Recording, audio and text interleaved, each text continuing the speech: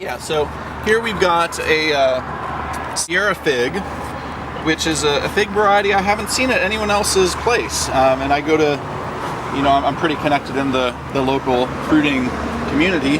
I don't know anyone else with this variety. It's a green fig. Some of these are pretty close.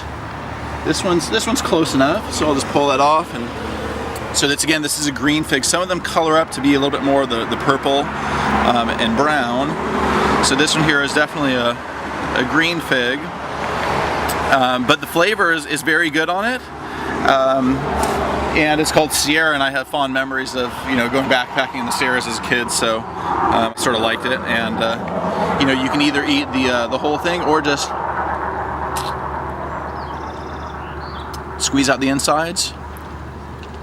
When you have a lot of figs, you just squeeze out the inside, but that's a real tasty fig. And then or you can also eat the whole thing. And that's a really tasty fig.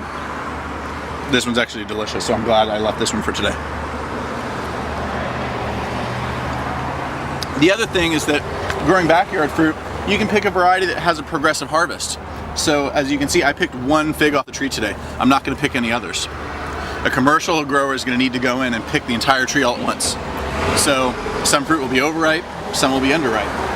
But growing in your own backyard, again, you can pick individual fruits at the peak of their ripeness and have some early varieties and late varieties extending your harvest.